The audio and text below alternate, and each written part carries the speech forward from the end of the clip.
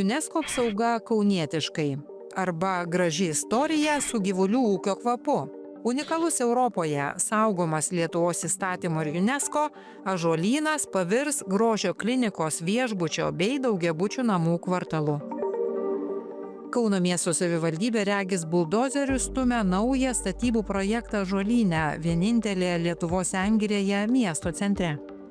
Čia ta didelė teritorija, nuo šito tako, įskaitant Dariaus ir Girėno paminklą, įskaitant stadioną, halę, baigiama statyti maniežą lengvos atletikos ir ten palei Perkūno alėją eina riba. Čia yra, skaitosi, Kauno ąžuolyno sporto statinių kompleksas. Ir jis turi unikalų kodą valstybės saugomo objektą 31618. Jis laikomas Lietuvoje unikaliu, nes čia po truputį pradėjo formuotis prieš 100 metų, grubiai kalbant. 29 pirmas profesionalus kortas buvo įrengtas. Vieta, galima sakyti, yra Lietuvos lauko teniso pradžia. Čia šita teritorija. Čia savininkas yra Lietuvos Respublika. Savivaldybė ją valdo patikėjimo teise, kaip sportinį veiklą vystyti. Daug tokių absurdiškų dalykų. Žemė valstybės, kompleksas sporto, o planuojama visiškai kita veikla. Į kultūros draustinio ir UNESCO paveldo zoną bei kultūros vertybių registrą įrašyto Kauno ąžuolyno sporto statinių komplekso teritorijoje, sklype pažymėtame Sporto gatvės 3 numeriu, verslininkai pasišovė statyti paslaugų paskirties statinį – grožio kliniką su viešbučiu ir daugiabučiais.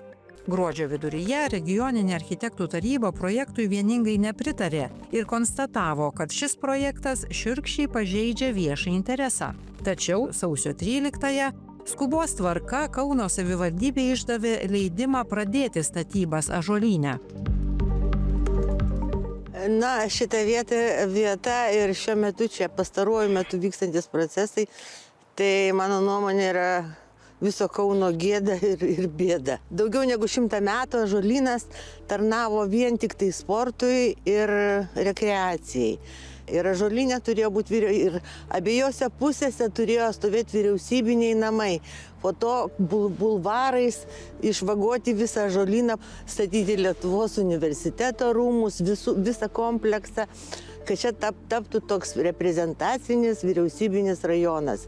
Kad vis dėlto tą ąžuolyną reikia palikti žmonėm poilsiui ir sportui, lauko sportui, tokiam natūraliam.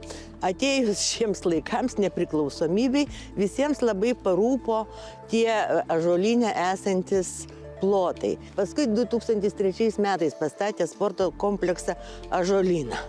Po to užsigeidė dar pasistatyti šitą grožio industrijos fabriką. Ir dar norėjo statyti viešbutį, bet 2005 metais apie tai net buvo uždrausta kalbėti. Nors buvo tarsi ir detalus paruoštas, tačiau paveldas uždraudė kategoriškai statybas ąžuolyne, nes ąžuolynas tuo metu buvo jau įtrauktas į kultūros vertybių registrą. Pirmasis detalus planas buvo padarytas 2005, jeigu aš atsimenu. Ir jisai užfiksavo tą pradinę padėtį.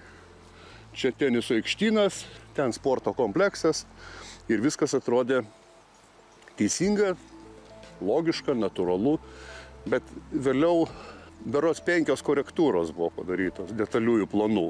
To sporto lyginamasis svoris mažėjo, o dabar praeitą vasarą, kur padarytas buvo detalusis, komercijai 60%, visuomeninė zona 40%, bet tame visame atsiranda daugiabučiai pastatai. Čia yra miesto bendrajam plane geltona zona, reiškia visuomeninės reikšmės teritorija. Tačiau joje atsirado žydra žvaigždutė. O žydra žvaigždutė reiškia, kad galima išimtis galimos komercinės, zonos tame, toj visuomeniniai. Tokie sklypai yra 2. Tai yra šitas su tom žydrom žvaigždutėm ir Vidūno 4. yra 2 sklypai. Vidūno 4 ir sporto 3, kurie turi tas gudrės išimtėlės komercinės. Čia yra užrašytas nekilnojamo kultūros vertybė Kauno ąžuolyno sporto statinių kompleksas 316-18. Tai jisai apima ir mūsų minimą sporto 3 teritoriją ir čia iki pat Perkūno alėjos ir iki ąžuolyno gatvelės. Tai su stadionu. Tai yra viešo naudojimo sportinė erdvė, sportinė infrastruktūra ir vietoj jos projektuojamas vipinių daugiabučių kvartaliukas, butai dideli, tiesiog ąžuolų šakos, kaip sakyt, per langus kiekviename bute. Statybos įstatymuose nurodyta, kad jei naujoms statyboms prieštarauja suinteresuotos visuomeninės organizacijos, šios derinamos tik gavus regioninės architektūros tarybos pritarimą. Tuo metu Kauno regioninės architektų tarybos išvadose nurodoma, kad daugiabučių kvartalo Ąžuolyne projektas pažeidžia viešą interesą. Nepaisant šios išvados, Kauno miesto savivaldybė statybų leidimą išdavė paskubomis, kai visa Lietuva minėjo sausio 13-ąją. Šita architektūrinė išdavystė, jinai tokia įžūli ir tokia visiems draskanti akis, bet čia ne pirmas kartas. Statybų leidimas buvo skubos tvarka per vieną dieną išduotas, tai buvo akivaizdžiai skubama ir statybų leidimą gali panaikinti teismas. Mes mėgstam prisiminti, kad čia seniausias Europoje ąžuolų parkas esantis mieste, kad lietuviam nuo seno ąžuolas šventas medis ir mūsų šventyklos buvo tiesiog ąžuolų giraitėse. Bet panašu, kad nieko švento nebelieka.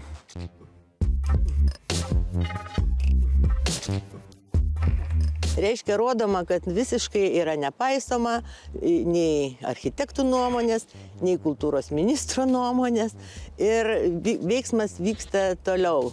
Kaip sakoma, šunys loja, karavanas eina. Dar toks įdomus, nemalonus sutapimas, kad projektas suderintas sausio 13, kada visa tauta mini tas gedulingąją tą dieną, kada tankai važiavo į Vilnių, taip aš juokauju juodai, o dabar buldozeriai atvažiuoja po šitos datos, ar ne į Kauną.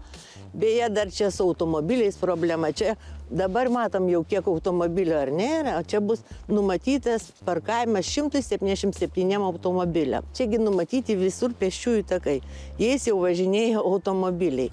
Na viskas yra kažkaip tai į kitą pusę iškrypsta ir tarnauja grinai privatiem interesam.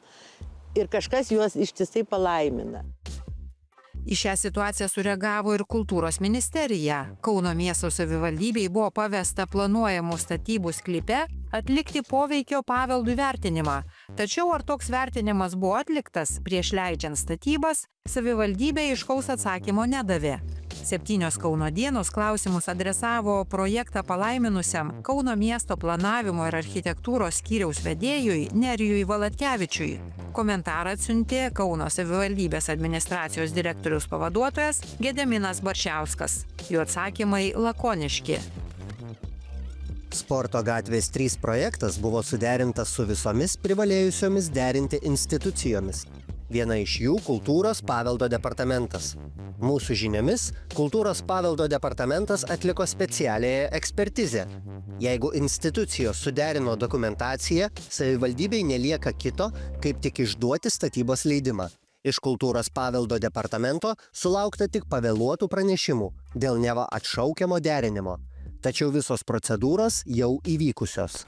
Sakykit, kaip jūs vertinat, kad savivaldybė vietoj istorinių teniso kortų ketina statyti viešbutį, Prastai. Turėtų būti kortai. Taip, turėtų būti žalia čia zona tokio, o ne kažkoks gyvenamas teritorija kažkokia gyvenama kažkam tai. Ąžuolynas yra ąžuolynas. Bet sakykit, gal ir patiems būtų smagu gyventi bute ąžuolyne? Gal ne. Tai kaip jūs vertinate savivaldybės planus vietoj istorinių teniso kortų čia statyti viešbutį, sveikatingumo kompleksą? Nežinau, per mažai informacijos ir Šiaip Ąžuolyno nereiktų, turbūt teritoriją reiktų palikti miestiečiam. Mano nuomonė, reiktų pasidomėti plačiau ten, kaip vyksta. Bet gal smagu kažkam bus gyventi ir būtuose daugiabutyje Ąžuolyne? Ir viduryje Ąžuolyno smagu gal gyventi, bet nebūtinai tą daryti. Prabėgus beveik 2 savaitėm po statybų leidimo išdavimo, Kultūros paveldo departamento prie Kultūros ministerijos direktorius Vidmantas Bezaras pasirašė įsakymą, kuriuo paskelbė Kauno Ąžuolyno sporto statinių kompleksą valstybės saugomų kultūros paveldo objektu. Ar tai dar gali keisti įvykių eigą? Visuomenininkai jau pradėjo rinkti parašus. Norima išsaugoti istorinio Ąžuolyno vientisumą ateities kartoms. Pasirašyti peticiją galima iki kovo 9 dienos. Mes turime kalbėti apie tai, kiek ir ko mes norime šalia Ąžuolyno, kokią Ąžuolyną mes norime matyti ateityje, kiek mes jo norime išsaugoti, kokią teritoriją mes jo norime išsaugoti ir kad tie sprendimai būtų kompleksiniai, ir kad jie tenkintų įvairias interesų grupės. Truputį kalbant, tai visi šaukštai yra po pietų, bet kol dar neprasidėjo statybos, tai gal galima visas tas klaidas pripažinti klaidomis ir bandyti taisyti. Kai jau stovės šitie mūrai, tai jau čia su buldozeriais nebeatvažiuos. Yra aktualus santykis su visuomenė, santykis su paveldu, santykis su kraštovaizdžiu ir aplinka. Tai šities 3 sritis, kur šiai dienai yra visiškai akivaizdžiai viešas interesas yra pažeidžiamas. Viešą interesą gali ginti paveldo departamentas arba Lietuvos architektų rūmai, nes tai pagal įstatymą jie daro. Mūsų teismai viešo intereso gynimo srity yra absoliučiai bergždi. Atvirai sakau, tai yra bergždžia institucija viešo intereso gynimo srityje. Tai yra, jie laikosi principo, kad durnius darbas durniui myli, jie ras 95% motyvų, kad apskritai nespręstų ginčo, kad skundas bus pateiktas teismui tikrai. Šiuo atveju klausimas kieno vardu. Tikiu, kad privalome įtikinti šitas institucijas, kurios privalo tai daryti. Jeigu jos to nedarys, tai motyvas yra vienintelis, ne finansai, o tik, kaip aš minėjau, tokiu atveju korupcija. Ta korupcija galima įvairi, tarkim, pažintis, nenoras veikti. Advokatas Saulius Dambrauskas Lietuvos architektų rūmams pasiūlė nemokamai atstovauti teisme, jeigu jie pateiks ieškinį. Tačiau architektų rūmai atsakė, neturėję pakankamai laiko susipažinti su įvykio eiga ir dokumentais.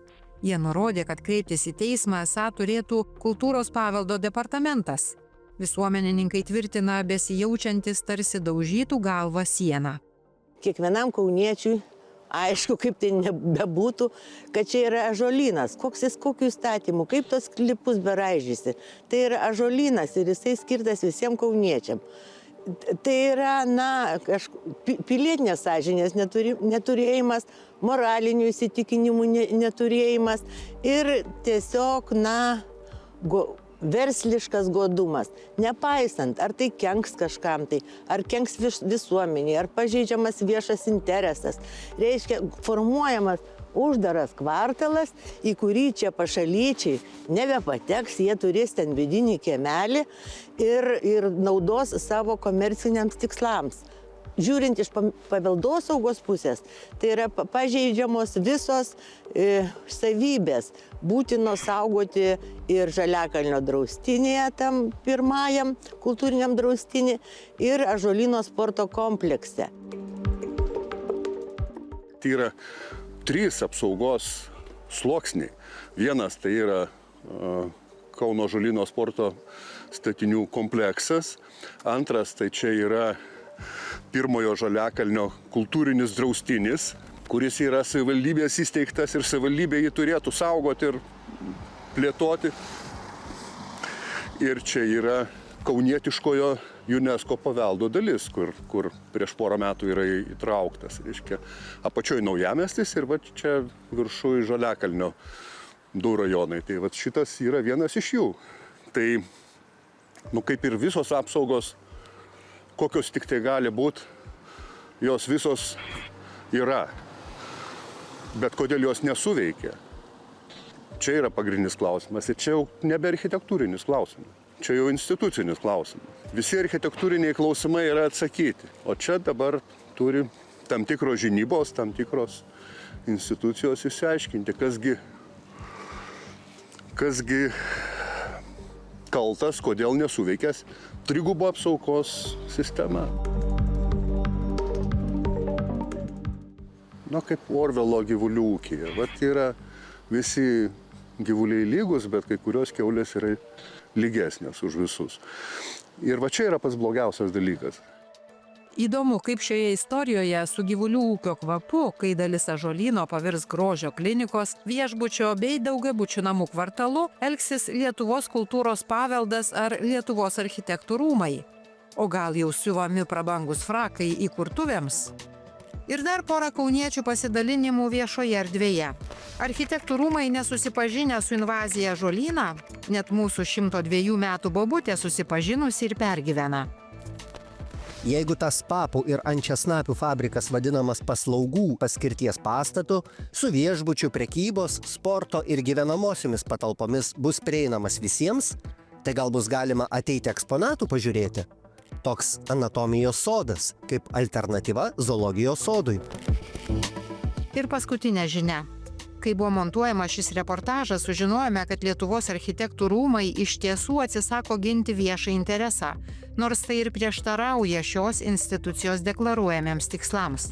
O Kauno savivaldybė paskelbė pradedanti kito ąžuolyno teritorijai priklausančio žemės sklypo Vydūno alėja 4 detaliojo plano keitimą. Čia savivaldybė planuoja statyti požeminę stovėjimo aikštelę 2000 automobilių. Regis uždegta žalia šviesa tolimesniam ąžuolyno teritorijos įsisavinimui. Tai kaip Jūs vertinate tai, kad savivaldybė ąžuolyne vietoj istorinių teniso kortų ketina statyti vietą? Neigiamai. O ką Jūsų manimų reikėtų daryti su ta teritorija? Palikti visą, kaip buvo. Bet gal žmonėms smagu būtų gyventi bute ąžuolyne, tai gal visai gerai, gal ir Jūs norėtumėte? Aš sutinku, galima nukirsti visą šitą. Padaryti didžiulį namų sklypą. Labai puiku būtų. Labai nuostabu būtų. Jūs čia ironizuojat? Aha.